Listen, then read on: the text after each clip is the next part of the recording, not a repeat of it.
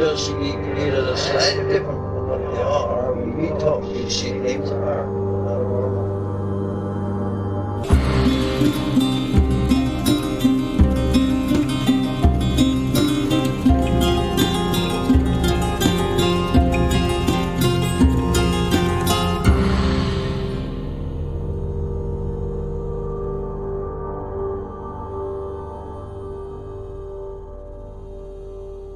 Welcome to Strange Familiars. I'm your host, Timothy Renner, and I'm here with my wife, Allison, as we wait out the sequester like everyone else.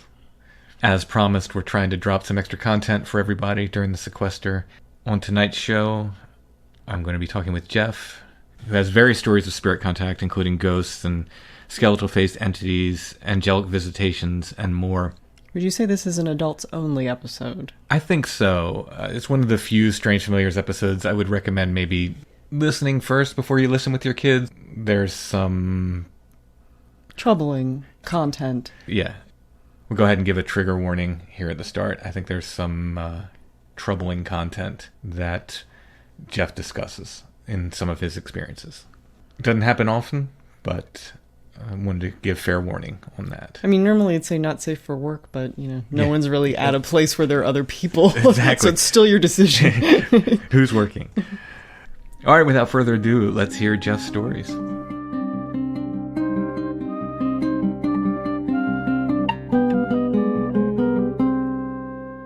Tonight we're talking with Jeff, who has some stories about spirit contact he's going to share with us. How you doing tonight, Jeff? Oh, I'm really good, Tim. How about you? I'm doing well. Thanks for sharing your stories on Strange Familiars. I've been looking forward to it. I'm a big fan of not only your show, but your style. You have such a genuine, clear, and empathetic quality. I've been looking forward to being interviewed by you. Oh, thank you so much. Thank you. Well, you shared with me a few of these stories via email. So where do you want to start? Are we going to go chronologically, or how did you want to start with these? Yeah, I think chronological makes the most sense, just because it follows my life story. And it begins with a story in 1968. I'm 70, so this was when I was 18, maybe 19 years old. And I had been studying over that winter a series of lessons called the Schroepel lessons that were about telepathy and astral projection. And I didn't think I'd gotten anywhere with them. But I had practiced focusing my consciousness on my third eye and being sensitive to what I was thinking and what thoughts might not be my own. And it was a warm spring evening, and I had gotten a call from a friend. I was good friends with a woman who was my mother's age, who was a widow, and her niece said, "Jeannie is feeling blue tonight, and we're going to go out for dessert. Would you like to come with us?" And I said, "Yeah, I'd love to." "Okay, we'll pick you up in a half hour." Well, I sat down at my desk. I was a student, and I began to feel just not quite like myself, like I was watching my consciousness. And Jeannie's niece came to the door, and I answered the door, and I said, "I can't go." And I heard myself say it, and I thought, "What do you mean you can't go? You were looking forward to this." She said, "Well, Jeannie's going to be crushed." I said, I'm sorry, I can't go." And I closed the door, went back in, sat down, and I began now to feel that I was really watching a different consciousness move into my skull. And I began to feel this disconnected sense. And then I began to feel my body change. And I went to lift my hand, and it was just like lead, the hardest thing to do. And then I tried to talk, and my voice was just a deep growl, just a guttural. And I felt absolutely exhausted, and went in, fell across my bed, fully clothed, into a dead sleep. And woke up in the morning in time to throw some water on my face and get off to school. Came back that afternoon, cleaning up my apartment. I had a little place. And on one of the chairs was something I'd never seen before. It was a red rose made out of ribbon. And there was a green stem with a hat pin stuck in it, handmade. And I thought, well, I disappointed Jeannie, I'll give this to her. So I put it in my backpack and rode my bike to her home. And I walked in and I took it out and I heard myself say, I believe this belongs to you. Well, I thought, where did that come from? I hadn't meant to say that. She looked at it with all seriousness and she said, where did you get this? And I told her the story about the night before and all that had occurred and finding the rose in my apartment. And she said, this does belong to me. My husband died 10 years ago last night, and the way you described, the way you spoke and moved was the way he was in his last days. And she said, he gave this to me early in our marriage, and in the course of our married life, it would disappear. And when I needed it most, it would reappear on my dressing table. And she said, it disappeared the night he died. And now here you are returning it to me. Well, that to me represents several things that I've never experienced anything like, particularly the appearance of objects, especially something that meaningful. Yeah. And certainly experiencing a consciousness represent itself to me in a way that would represent itself to the woman who needed it most. So that's the first story. I mean, it's very, very touching. I mean, what a beautiful, touching thing. Did you stay in touch with her then? Oh, yes, yeah, through the end of her life. Do you know if this object appeared or disappeared or reappeared again? I lost track. We were not in touch for several decades.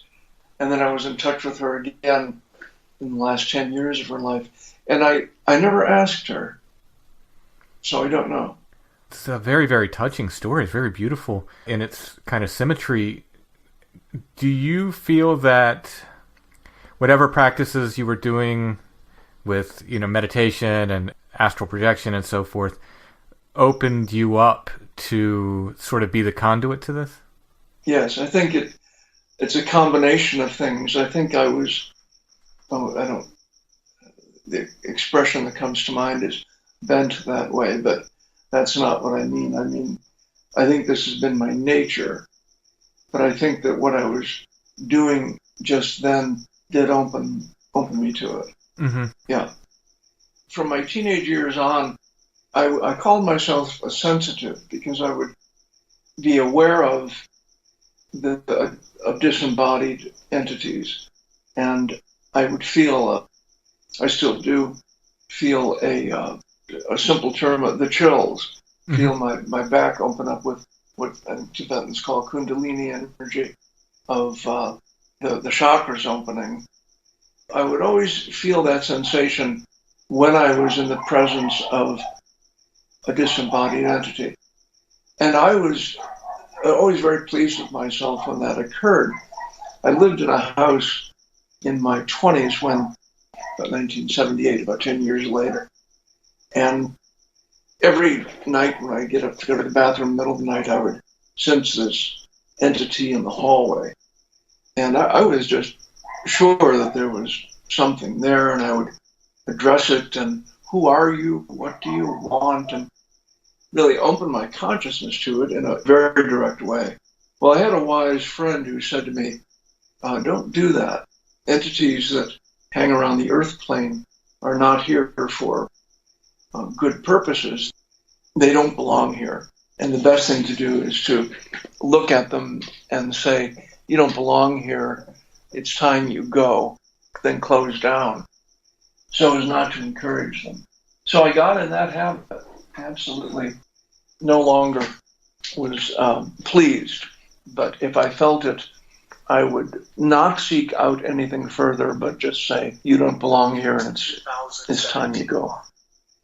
Okay, it's now 1985, and my grandmother had died the year before. Maybe it was 84.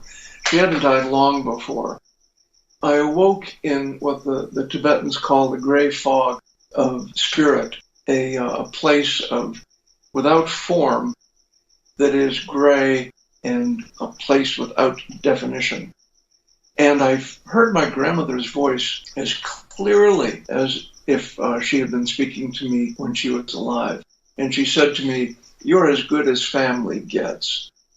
And I thought, wow, what a beautiful thing to say. And with that, I woke up coming back into my body, attached by my astral body, my head, scissored sort of with my astral body out of my body.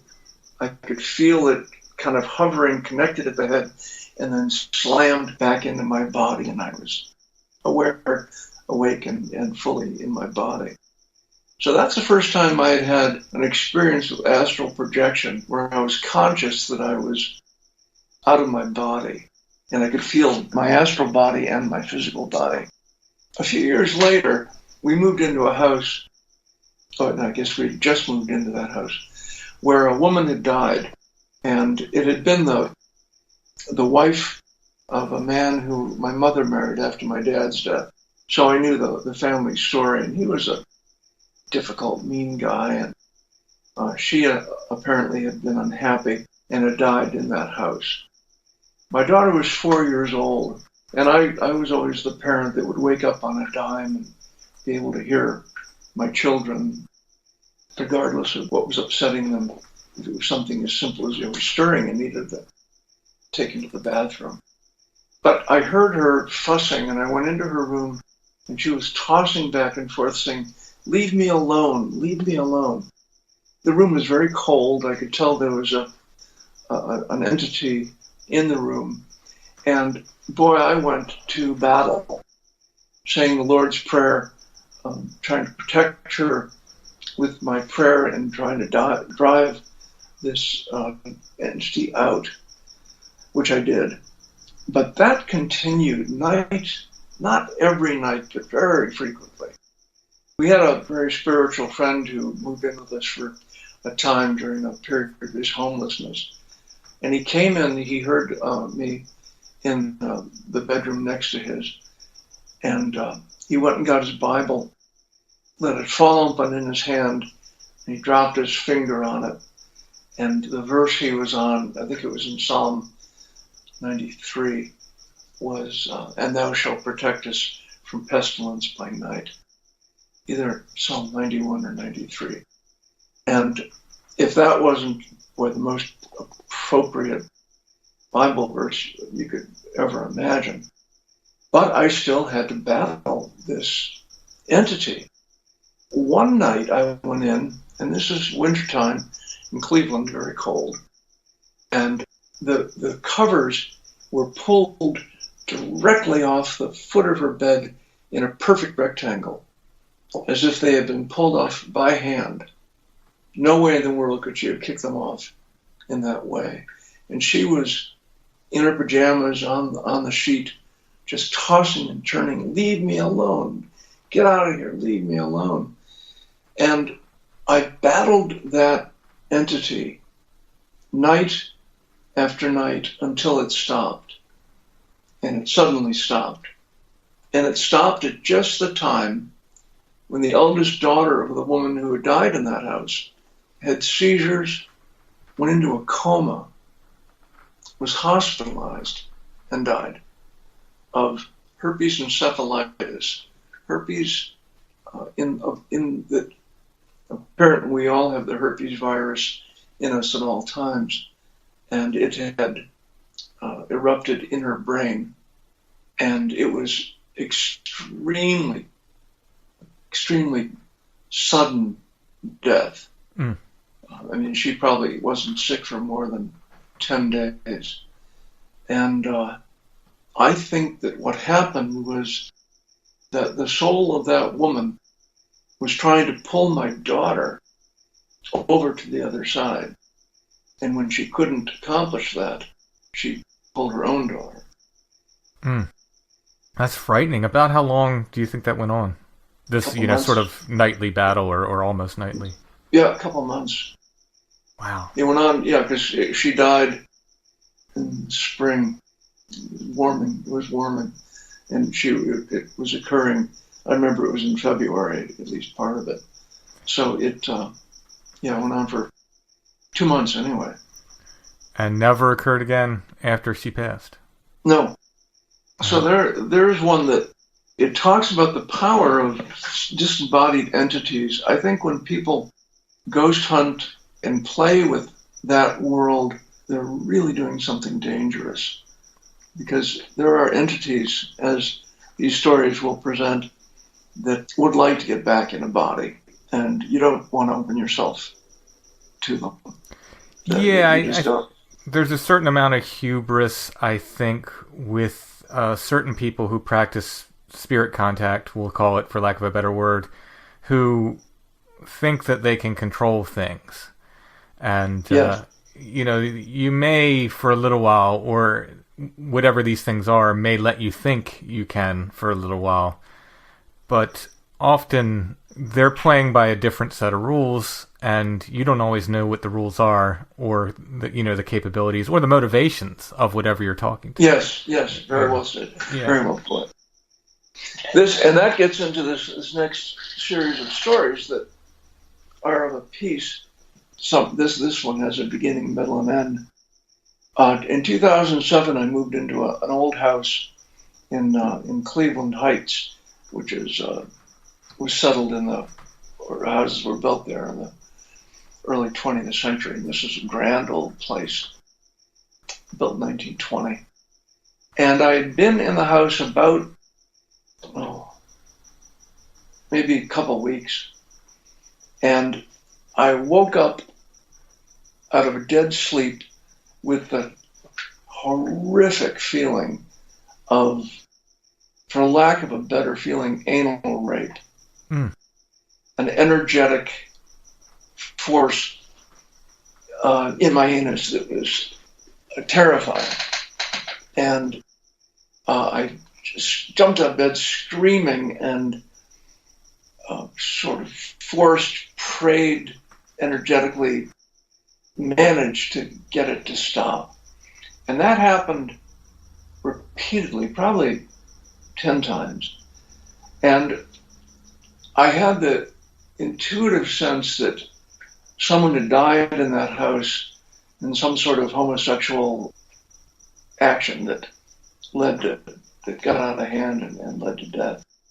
And I put that together out of just my intuition and sitting in the house and allowing my intuition to sort of develop over it.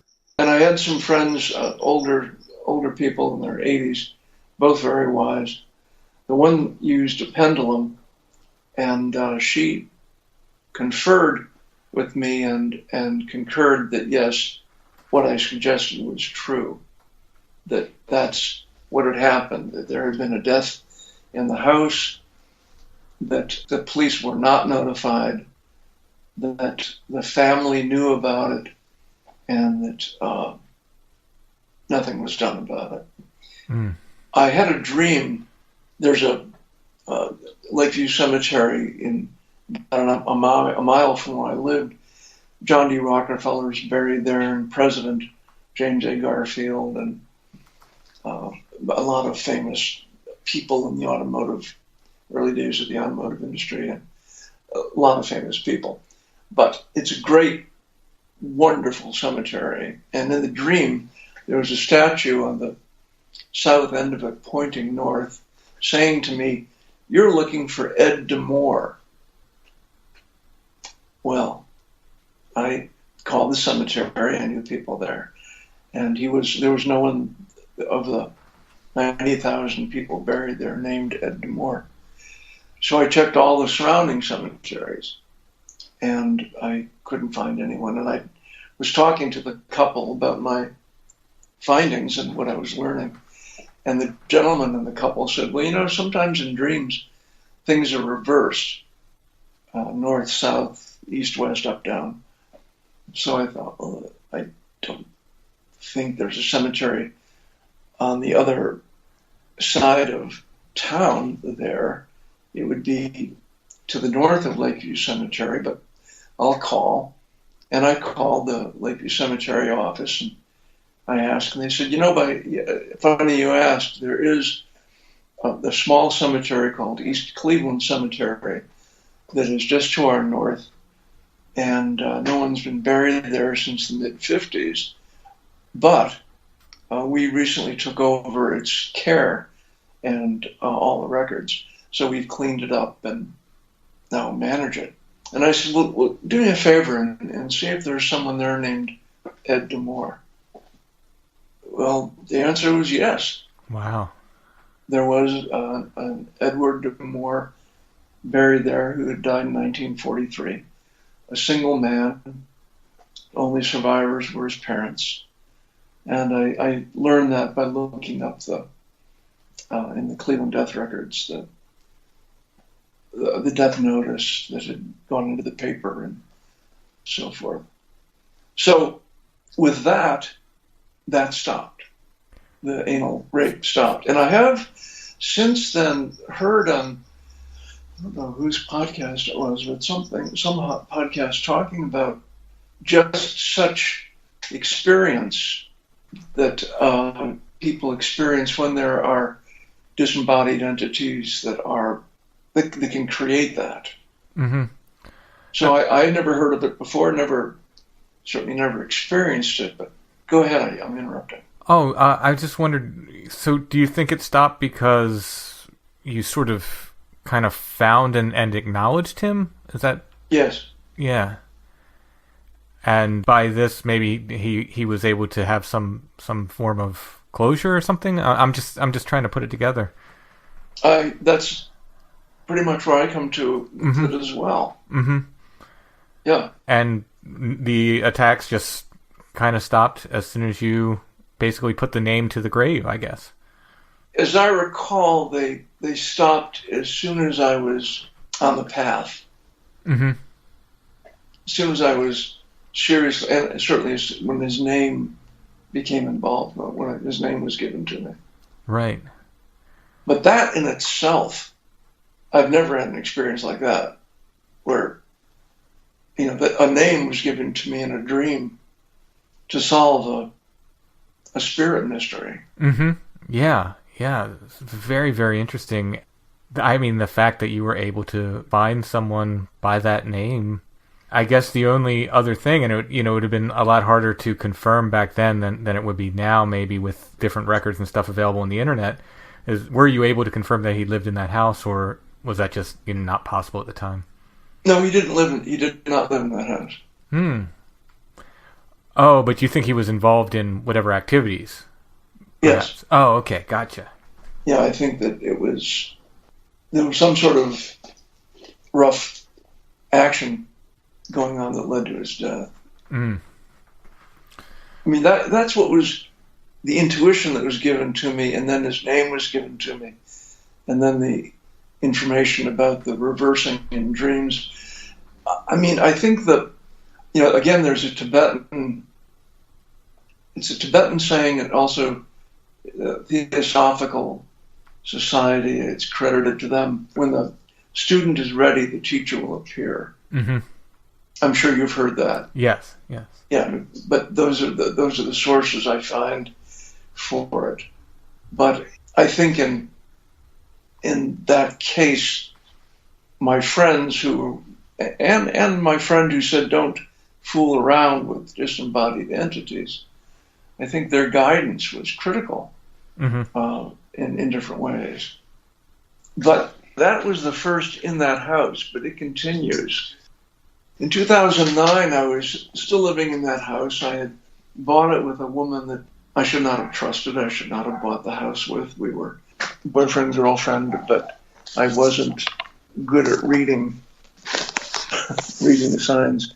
I should never have trusted her. But I did. And we were on the outs, and I was in the upstairs this was a house that had been built with maids' quarters on the 3rd floor.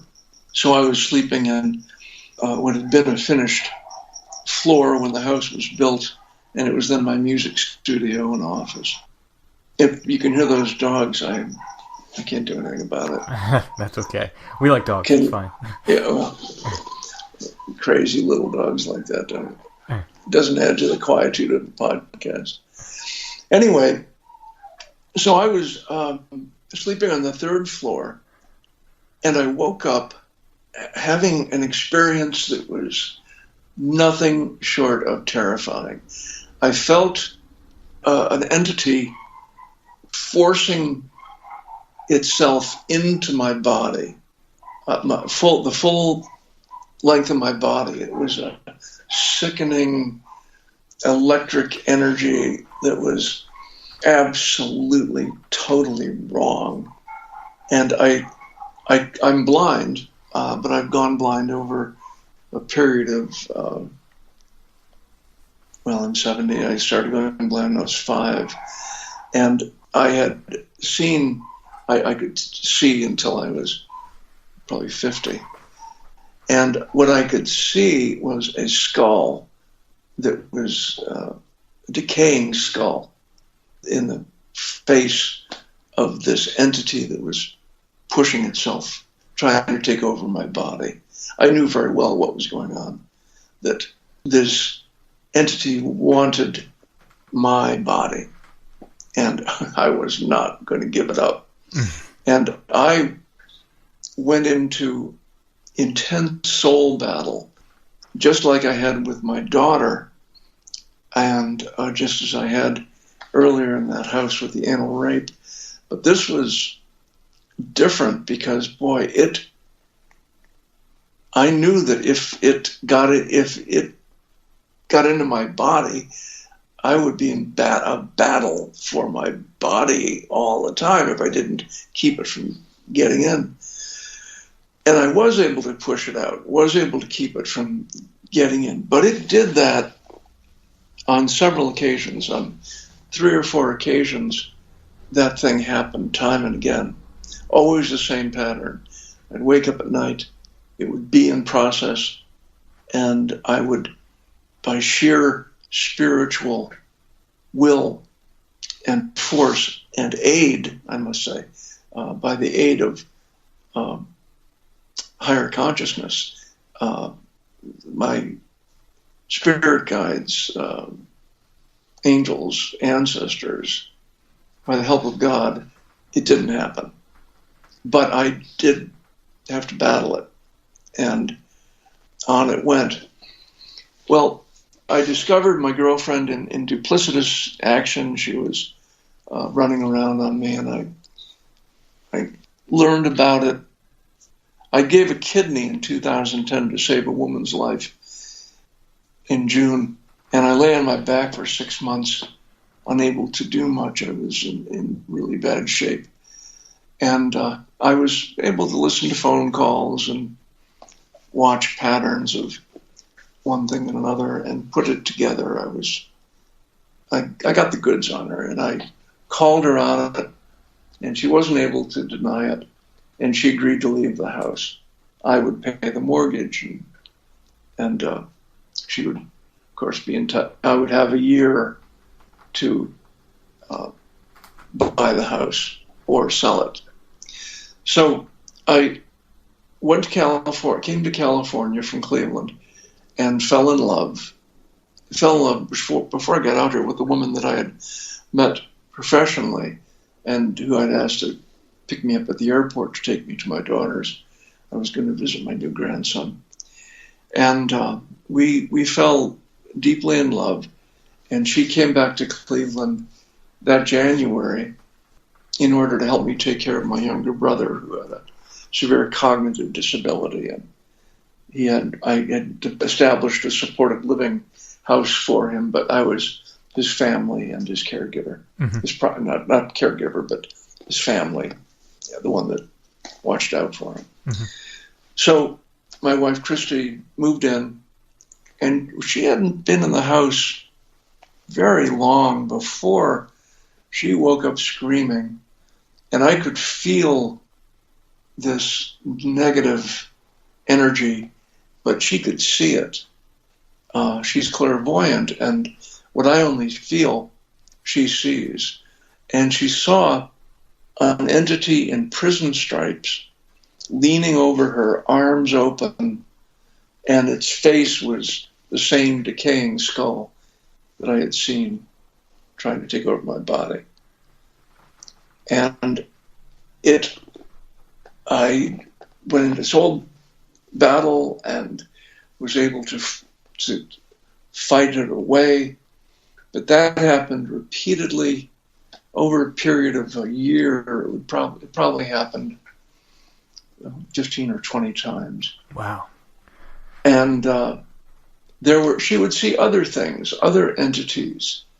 She saw a skeleton. She saw a prairie woman in a bonnet. And there was a specter that had been seen in that neighborhood for years called Apple Annie. And I think that's who she was seeing. I knew it because I knew my neighbor talked about it, and I had a friend who'd lived there in the 60s in that neighborhood. So she saw Apple Annie, and she saw children and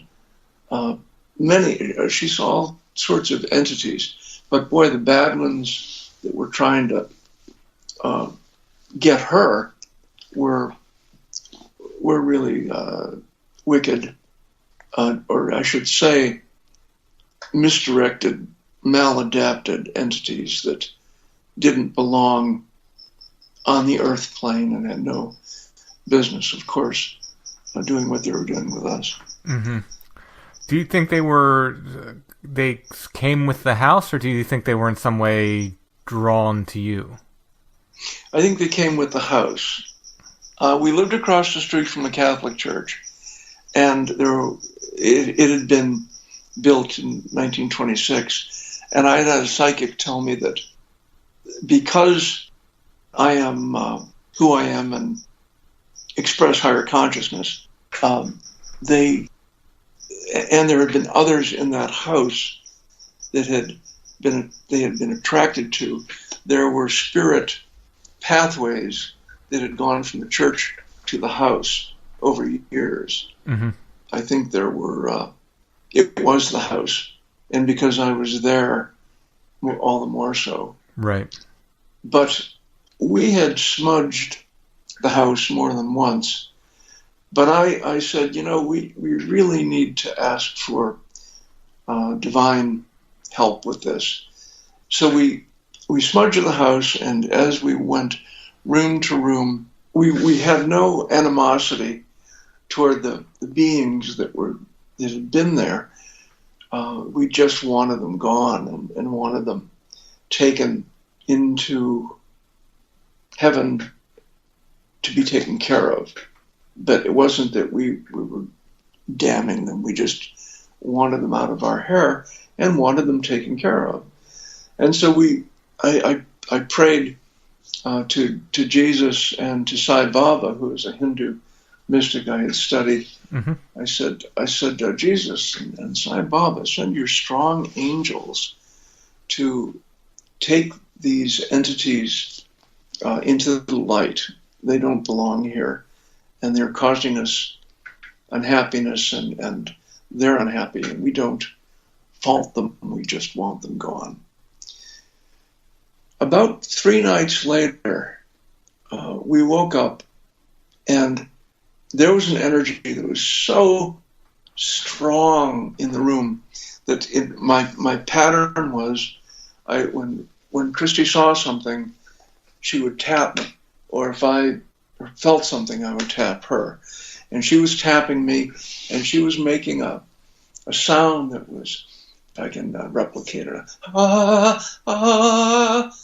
and it was, in the Bible, it was written, and the angel of the Lord came upon them, and they were sore afraid.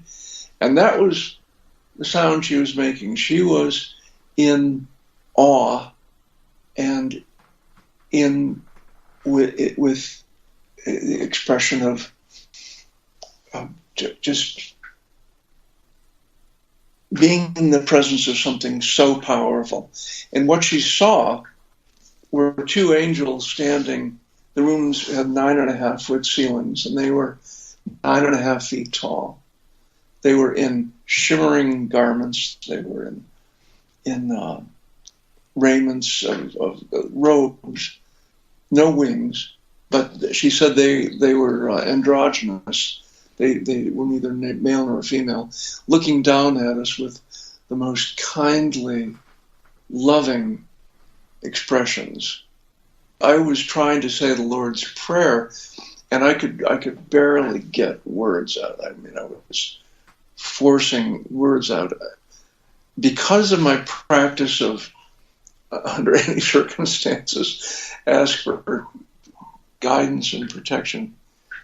I wasn't stopping to feel, is this a good energy? I wasn't branding it. I just knew it was very powerful, the most powerful energy I'd ever experienced. And we were in the presence of the strong angels I had requested. And with that, all activity in the house stopped. It all stopped.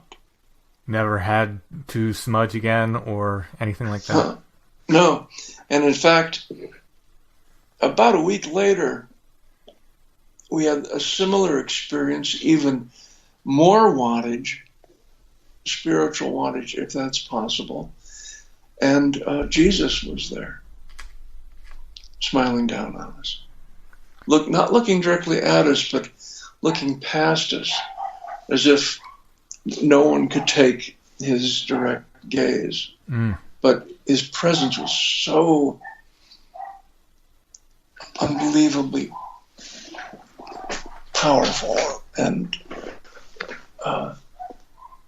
great. Just, I mean, there's no words to describe the experience of it.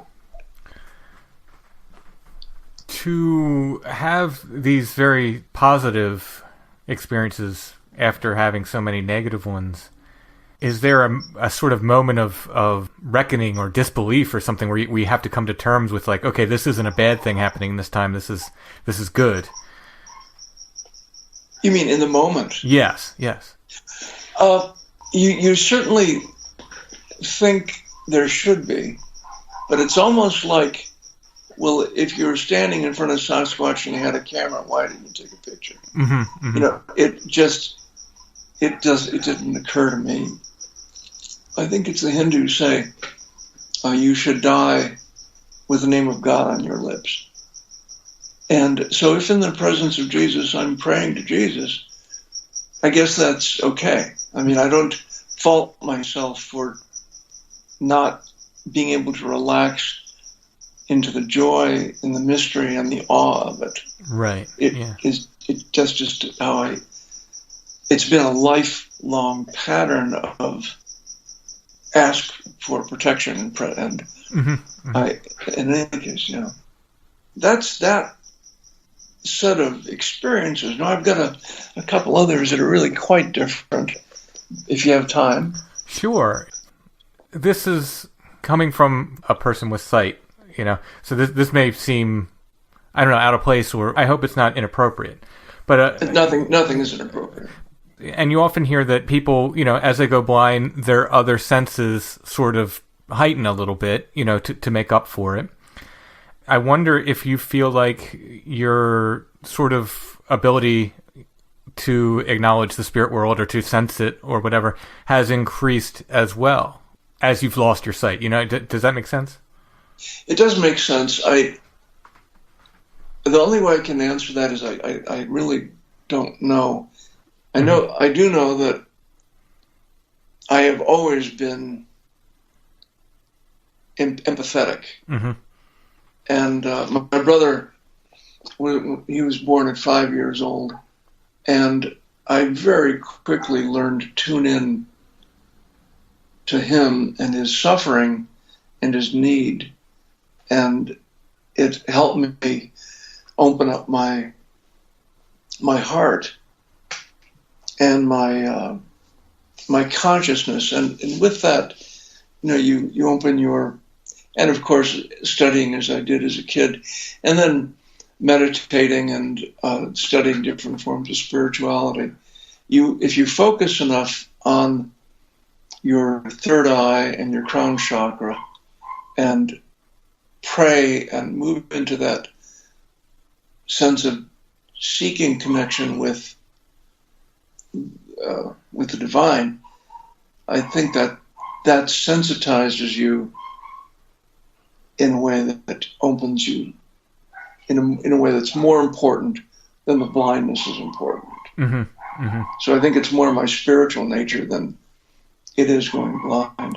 I think going blind, and I will say that, and it's interesting as I talk about this, it kind of comes to me that I've always thought that I had to tune in to life with every antenna I had, if that makes sense. Yeah, it does. So, if you come in the room and you don't say anything, I'm listening to your footfalls. I'm trying to judge your energy. I'm listening to your tone of speech when you do talk. So the answer to your question is, yeah, you may be right. You may be right. I hadn't put it together that way, but as I think of it, it only makes sense, yeah. Yeah, I mean, of course, your experience is your own, and you don't know any other way. You can't say how it would have been, if it went another way. But it just made me wonder. I thought, well, if these other senses are heightened, maybe this, sixth sense or whatever you want to call it, is also heightened in a way. I don't know. It's just a thought that occurred to me. I think that is quite likely so, and it's also true that because I've sought a spiritual life, I think that's opened that aspect of my consciousness. Mm-hmm. Mm-hmm. Well, we moved. My brother passed away in 2014, and we've had many contacts with him. Christy has seen him. He's come and visited us with his cowboy hat pushed on the back of his head and big smile on his face. And I have a new assistant that's very sensitive, and she senses him. So it's not just me. It's I'm very fortunate to be surrounded by my wife and my office helper that are very, very sensitive. But we moved after Mark's death from Cleveland high up into the Rockies, one street away from 750,000 acres of national forest, on an acre of land that on a steep mountain slope. And it was in an area that in the 1870s had been individual miners had gone there and sought their fortune by digging gold mines. And they would dig these things called glory holes, 10 feet across and 10 feet deep. And if they got 10 feet down and didn't find any gold, then they would move on to a different piece of land. Mm-hmm. So in that house, she would see different beings. There was one kind of dapper fellow that would be standing going through my dresser, this disembodied guy who meant no one any harm, but there he was looking at my stuff. And then there was a guy that came walking through the bedroom several times in dirty long johns, and one night leaned over Christy with a cloth, and she woke up screaming, thinking he was meaning to suffocate her. Well, by this time we were having enough of these kinds of experiences that we went to a very powerful mystic medium that we had worked with in the past around after my brother passed, and Christy had talked to her about her parents. And in the course of our conversation with her, learned that this guy's name was Clem, and he was he didn't mean to suffocate her. He was just showing her that had she ever gotten into a fire, to put a cloth over her face with water on it so she could breathe and stay close to the floor. And that this guy had died when he was murdered for his mule and his cook stove and his mine back in the 1870s. And he had been jilted in love and hadn't wanted to leave, hadn't wanted to go into the light, and it was his opportunity. Many opportunities had come to him to go, and he didn't choose to. And eventually, Spirit stopped trying, and he was lonely, and he was on this land with a bear that also hadn't gone. And so he and his bear were visitors, and we didn't see the bear, but we saw Clem quite a lot. And she said that she would put her helpers out to see if there's anyone on the other side that still knew him, that hadn't reincarnated. And sure enough, his mother was there. And so she engineered, while we were on the phone with her, a reunion between he and his mother, and her angels saw to it that off they went, and he was gone. But I was left with, but wait a minute, he said there was a gold mine here. And I asked my neighbor, I said, do you know anything about there being a gold mine? And he said, yeah, there's one on the borderline between our acres. And I just been filling it with trash because it was a convenient hole. But it was a hole 10 feet across and 6 feet down that had a side hole going into the mountain at the level that he dug down and stopped. He must have come across a vein and started in sideways. And maybe that's what his murderers saw and killed him for his mule and his meager supplies and the mine. And they went in about 4 feet and then stopped. So there wasn't anything apparently very valuable there. But I love that story because, there was a mine on our land and we didn't even know it. Mm-hmm.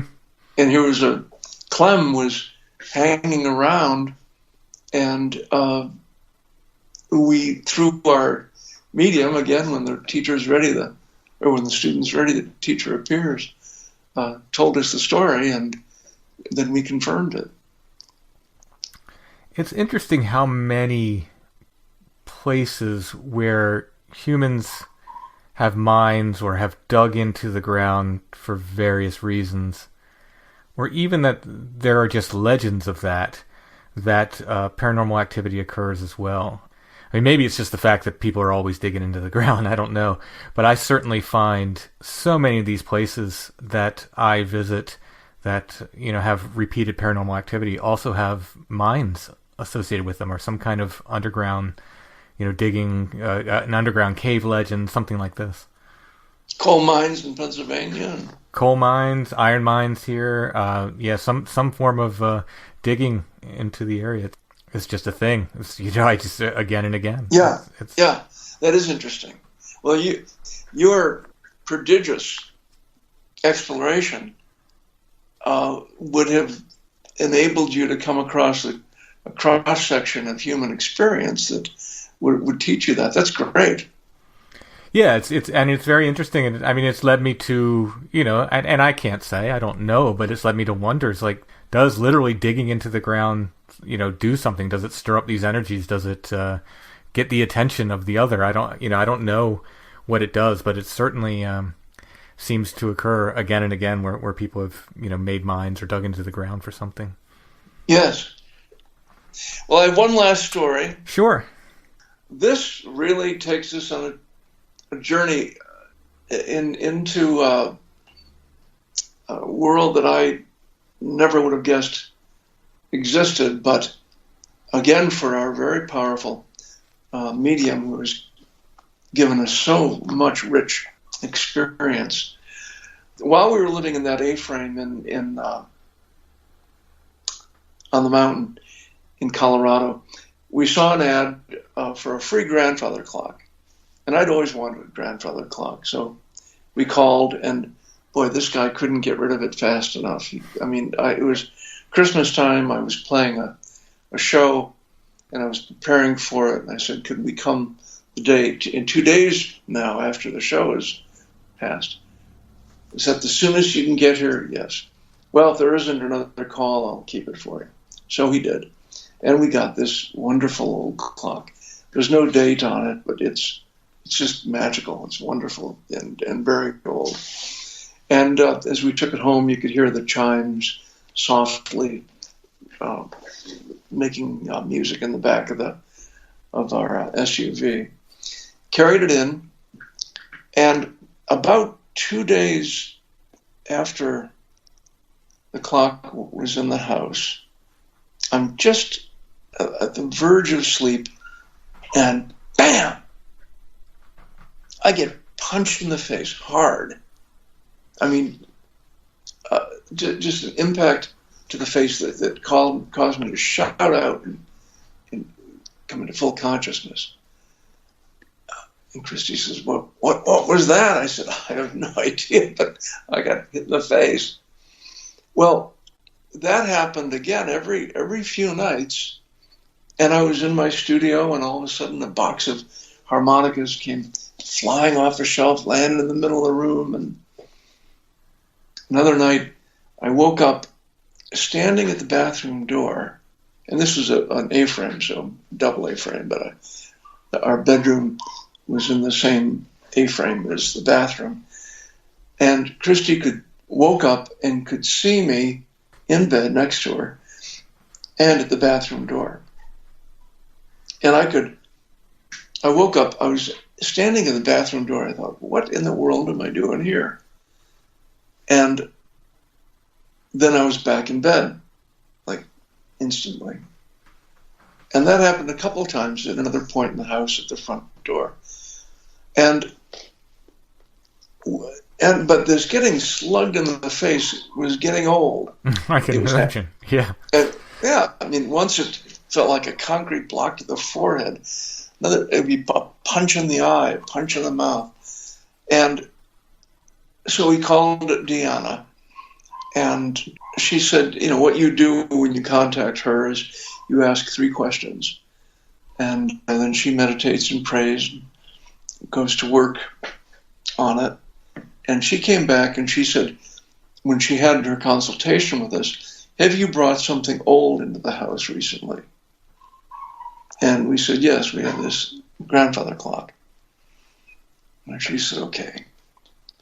Well, she said, there was a monk at a monastery in Switzerland 500 years ago, and he died in motion. That's all she knew. Maybe he fell out of a second-story window, or who knows. But he died in motion and was resistant to going into the light and didn't want to go. So he didn't. And he became affixed to a man who owned the grandfather clock. And when the man died, he affixed himself to the grandfather clock because it belonged to the man and he didn't know what to do. And in the course of time, a parasite, and I just heard about this in a podcast, the parasites come from other dimensions. They don't belong here. This is what Deanna told us. That she and Christy saw it about 3 foot high in a gray cloak without a face, just a black area where the face should be. And what had happened was I had, in my astral body, seen that this monk had this parasite keeping it from moving on. So I grabbed the parasite, and the monk was able to escape. And she told me that he prays for me every day in heaven, thanking me for freeing him. But the parasite then was attached to me, and not happy. I might mention not happy at all. That his friend the monk, or not friend, but his captive entity, the monk, was gone, and so he was taking it out on me. So she was able to send her guides to capture the parasite and take it back to the dimension from which it came. And she said, I'm not sure that I can, that this is a permanent solution, but it's all I can do. It's all my powers are able to accomplish. So when we moved here, we came here in 2017, here being Southern California. We live 5 miles from Mexico, 2 miles from the ocean. And we moved here because I wasn't getting good pain management care in Colorado. So we came here to get be closer to major medical centers and so forth. So it started again. And what I heard recently on this podcast is that parasites will attach themselves to people who are in pain, which is me, or people who are addicts or take a lot of pain medication. I take a lot of pain medication. I'm not addicted to it in the least, but I take it for my comfort. Mm-hmm.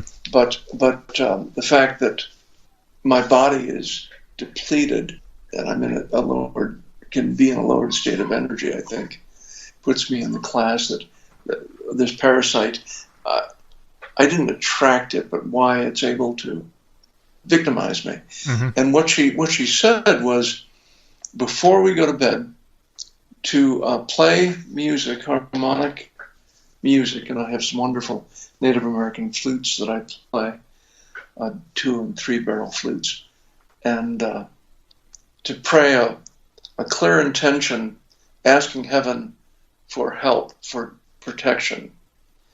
And since I've begun to do that, there's been no more getting slugged. Mm-hmm. So I think the and that's the end of the story, but I think it does suggest preventative prayer. Yes. And the use of prayer to avoid being subject to the slings and arrows of outrageous disembodied entities, especially the little parasites that have no reason to be here at all. Yeah, I was going to ask if you continued the sort of nightly prayer and music.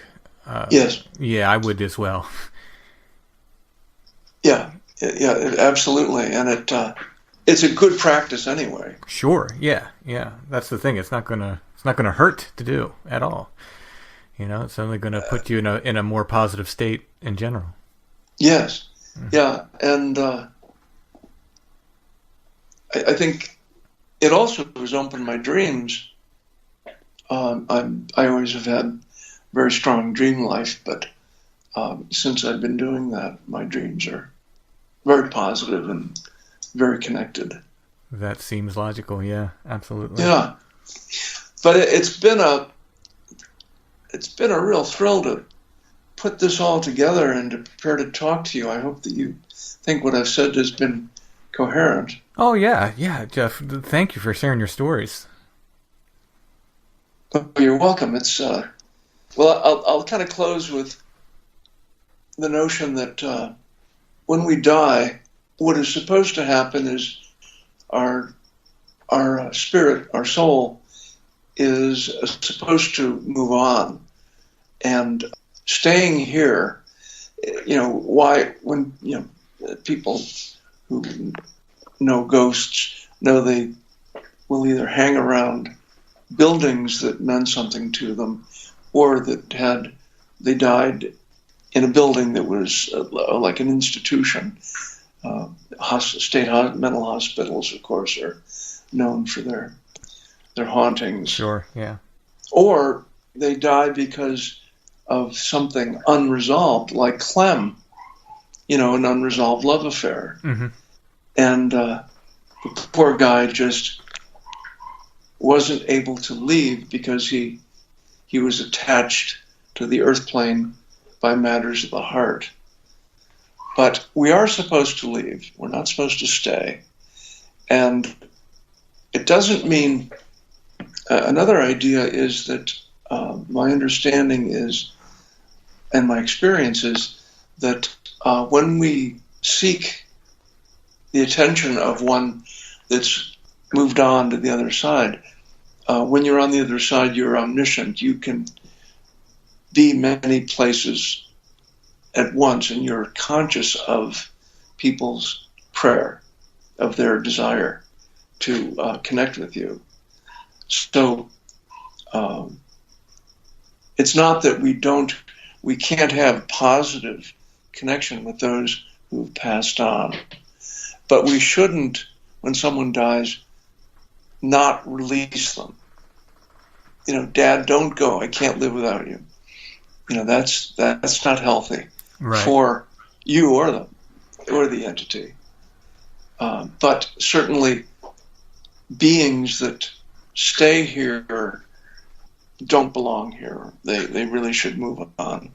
And there are numerous elements in the stories I've talked to you about tonight that are about that very thing. But it's...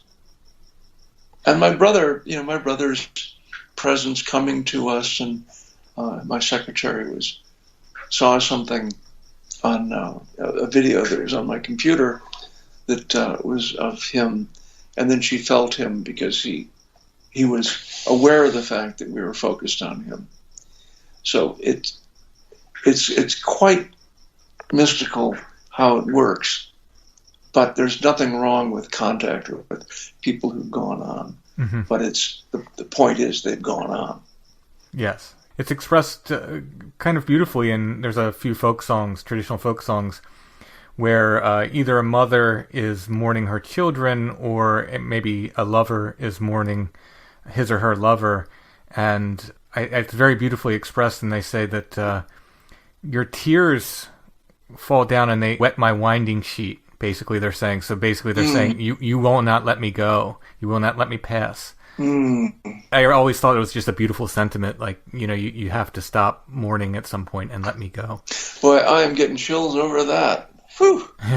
Yeah, that's very powerful. Yes, traditional folk songs are just full of just wonderful turns of phrases and knowledge. I mean, there's a lot of wisdom there. Absolutely, yeah.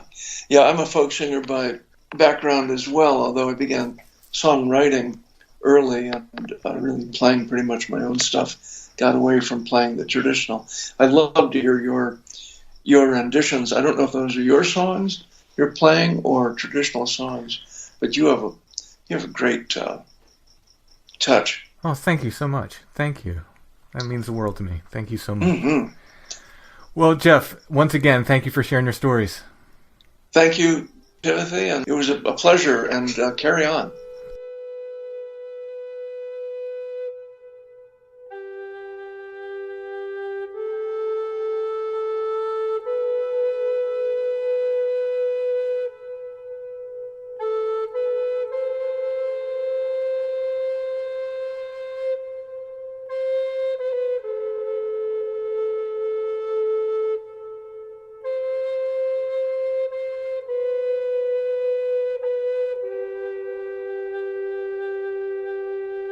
I read an article today about pandemic puppies, which I think is a wonderful thing.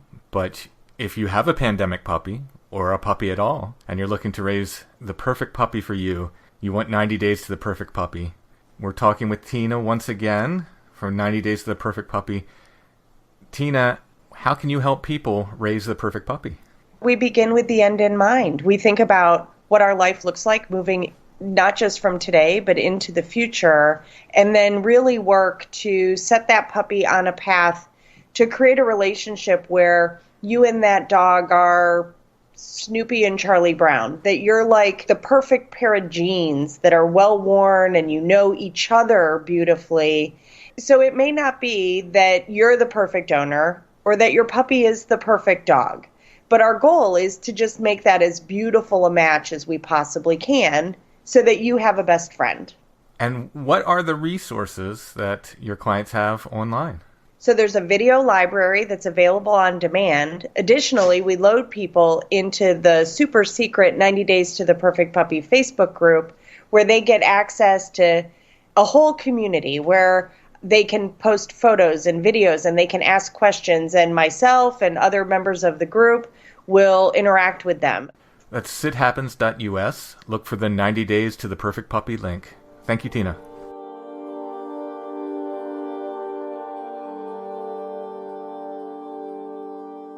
I want to take this time to thank our patrons. Without our patrons, we could not make Strange Familiars. Thank you so much, patrons, for all of your support through these uncertain times. As I've said before, your support means the world during normal times. During these times, it means even more. There's no way we could do the show without your help. So thank you once again. If you enjoy our content, if you like Strange Familiars, and you want to help us continue to make the show, you can become a patron at Patreon. It's patreon.com/strangefamiliars. For $3 a month, you get full extra episodes of Strange Familiars. We already did 2 in April so far. We did 2 in the first week of April. We did 2 patron shows. Was that because you didn't really know what day of the week it was? You were worried time was running out? Yeah, I really... It's just, they've been coming fast and furious. Yeah, but no, it's just the way it shakes out. We try to do a lot of content for our patrons. Some months we can only do 1 episode. Some months we can do more. This happens to be one of those months where we could do more. But we do guarantee 1 full extra episode of Strange Familiars for our patrons every month. As well as access to all the episodes we've done in the past. Absolutely. There's over 50 now. So as soon as you sign up to become a patron, you get all of those episodes right away and any other episodes going forward as long as you remain a patron.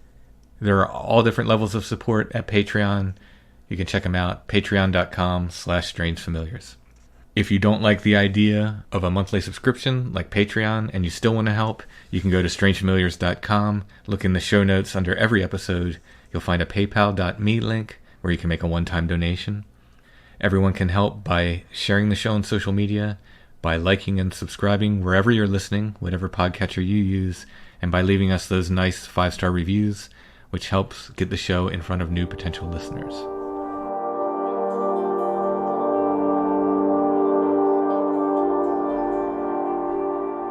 So before we do the photo of the week for this episode, I want to thank Brian M. and Eric C. for their PayPal donations. Thank you very much. It's a huge help. And we move on to photo of the week, which is a nice little photo postcard of a random pretty girl. I know you like to stay on theme, and we had the apport of the rose in this episode, so we picked a nice pretty woman with some flowers. Those aren't roses, and I can never remember what those are, but I believe there might be some roses along her shoulder right there. So, well, in any case. Flowers. Yes. A garden. A veritable garden. A garden. Do you have a guess as to what year this is? I'd say it's probably 20s or so. It's like kind of that flapper era. Mm-hmm. And what are we going to ask for this flowery lady? Lucky 13. $13 for a... I guess in the postcard world, this would be followed under the pretty ladies section. Yes. There are very specific categories. You know, in the postcard world. I've never come upon an ugly ladies section. I have seen some ladies in the pretty ladies section, however, that maybe we should have been filed somewhere else. Or just under women. Yes. Yes. But this lady, she's got pearls and flowers, and she's much fancier than anyone that I've seen anytime recently. She's quite fancy. Mm-hmm. She has not been in sequester long. She has not. She's probably just gotten out of the 1918 flu, and she's ready to party all through the 20s. Oh, I think there you go. Hence the slight greenish tinge. So if you go to strangefamiliars.com and look in the show notes under this episode, you can see the photograph. You can click on it. It should take you right to our Etsy shop where you can purchase it if you want. $13 for the pretty lady with the flowers. Make sure to check out our photo of the week section. Most of them have sold, but we still do have some of the past photos of the week. You can still purchase them. It helps Strange Familiars, and it gives you a cool photo collecting hobby to start as well. Chad bought last week's photo of the week. Oh, great. I would have given it to him for all of his help. He saw guys with axes in the woods, and he had to have it. So. Gotta get everybody hooked. All right, everybody. We should be back Thursday with the regular Thursday episode of Strange Familiars. Hope everybody's doing well. Stay healthy, stay safe, and we will be back soon with more Strange Familiars.